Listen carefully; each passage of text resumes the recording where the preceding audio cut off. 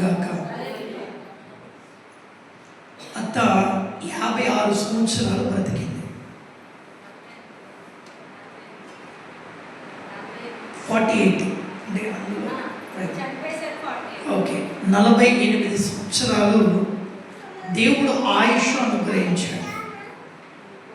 కొన్ని సందర్భాల్లో it is a plan of God. దేవుని చిత్తం ఏమై ఉన్నదో అదే మన జీవితాల్లో జరుగుతుంది. ప్రభు ఆమెకి అప్పగించిన పరిచర్య తను ముగించింది కనుక దేవుడు పిలుచుకున్నాడు. నేను కొన్ని విషయాలు క్లుప్తంగా తెలియపరుస్తాను. ఒకటి, వాక్యం బట్టి మీ హృదయాలను కలవరపడనీయకండి. ఇక్కడ మావయ్య చాలా దుఃఖంలో ఉన్నారు, కుమార్తె కుమారుడు, తదుపరిగా సంఘం. ఈరోజు మీ ఆత్మీయమైన తల్లి ప్రభునందు నిద్రించింది. ఒకటి, దుఃఖించవలసిన అవసరత లేదు. సంఘము కట్టబడింది, మీ మనసులను సంపాదించుకుంది, మిమ్మల్ని అందరినీ ఆత్మీయంగా నడిపించింది. కాబట్టి వాక్యము అనుభవము కలిగిన వారుగా మనము ప్రవర్తించినప్పుడు అది చాలా ఆధ్యాత్మికంగా ఉంటుంది. ఒకటి, కుటుంబముతో సైతము మీ హృదయాలను కలవరపడనీయొద్దు. ఎందుకు అనంటే ఆమె యేసుక్రీస్తు ప్రభువుని అంగీకరించింది, రక్షింపబడి గొప్ప పరిచర్య చేసి ప్రభు పిలుపునకు శిరస్సు ఉంచి ఆ దేవుని దగ్గర ఉంది.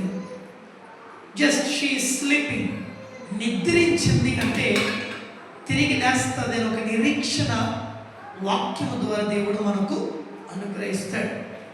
మిమ్మల్నే కాదు, ఒకటి, మంచి భార్యగా దేవునికి ఆశీర్వాదం పొందుకుంది. మంచి భార్యగా మావయ్యను కూడా రక్షించుకున్నది. దేవునికి స్తోత్రం. ఒకప్పుడు మావయ్య ఎలా ఉండేవారు మీకు తెలుసు, ఇది ఓపెన్ సీక్రెట్.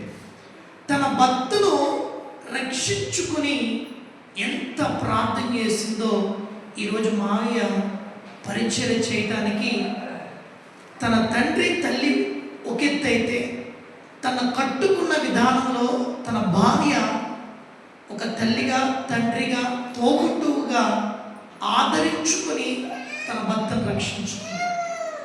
2, తన కుమారుడు కుమార్తె పట్ల బాధ్యత కలిగింది. ఆ బాధ్యత ఈ రోజున బిడ్డలు ప్రయోజకులు అవ్వడానికి కారణం. చింతల్ని చూస్తూ ఉంటే నాకు అత్తయ్య గుర్తు వస్తుంది. ఎందుకనంటే కలుపుకోని తలం అందరికీ ఉండదు. అర్థమవుతుందా? అది వారసత్వం వచ్చేది కాదు, తన పెంచిన పెంపకంలో ఆ విధంగా కనబడుతుంది. అలాగే కిందే కూర్చోలేదు. నేను చెప్పింది వాస్తవమే కదా.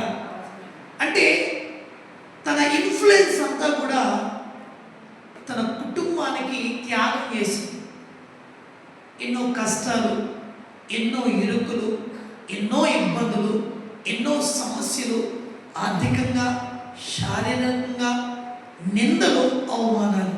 నేను అంటాను, సేవకులకి ఇవి ఉండాలి. ఆమేన్. ఇవి ఉన్నప్పుడు సువర్ణంగా మార్చబడతాం. అది సేవకులైనా విశ్వాసులైనా మనము ఆధ్యాత్మికమైన కోణంలో మాత్రమే మనం ఆలోచించాలి. నిజంగా మా నాన్నగారిని దివంగత తుద్దే సుగుణరావు గారిని మనసారా అన్నా అని ప్రతి విషయం కూడా తెలియపరిచేది. వాళ్ళిద్దరు మాట్లాడుకుంటే ఎక్కువ సమయం పట్టేది. అన్ని విషయాలు కూడా చర్చించేది. మనస్ఫూర్తిగా పిలిచిన పిలుపు. ఎందుకంటే నేను చిన్నవాడిని, ఎదురుగున్న అక్కడే బండి మీద కూర్చునేవాడిని, చాలా విషయాలు డిస్కస్ చేసేవాడు. ఒక ప్రేమ, అది వర్ణనాతీతం. నిజంగా చాలా కష్టపడి పరిచయం చేసింది. ప్రతి గుమ్మం తొక్కి ప్రార్థన చేసి తను ఎంతైతే చేయగలుగుతుందో తను చేసింది. చివరి దినాలలో తన సిక్కైనా కూడా ప్రభు మీద నమ్మకం ఉంచుకొని ప్రభు పిలుపు కొరకు ఎదురు చూసింది. దేవునికి స్తోత్రం.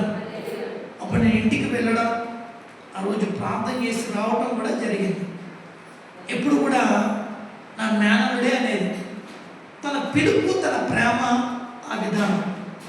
నేను ఒకటే మాట జ్ఞాపకం చేస్తున్నాను.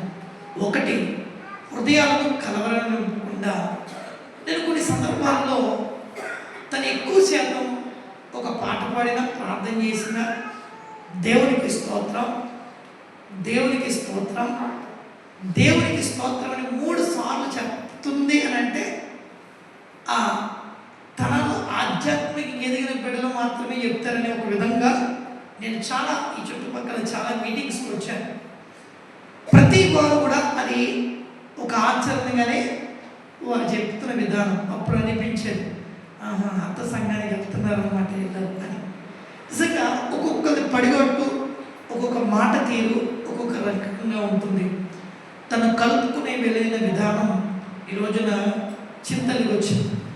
సన్నీ కూడా నిజంగా బిడ్డలిద్దరిని కూడా చదివించుకున్న విధానం, వారికి ఉన్న దాంట్లోని సర్దుకుపోవటం అలా అలవాటు చేసింది. లేని దాని యొక్క ఆర్భాటం ఎప్పుడు కూడా నేర్పించలేదు. కానీ ప్రభు ఇద్దరిని కూడా దేవుడు దీవించాడు. Incoming call from Dondapati Uncle Vegetables identified by Truecaller. నిజంగా జీవరత్నం తాతగారు పరిచర్య కోడలుగా బాధ్యత ఎత్తింది. ఒక కుమార్తెగా, కోడలుగా అదగడు కుమార్తెగానే ఆ కుటుంబాన్ని ఒక చక్కదిద్ది మావిని రోజున సేవకుడిగా చేసి నన్ను ప్రత్యేకంగా మా ఇంటిలో మా నాన్నగారు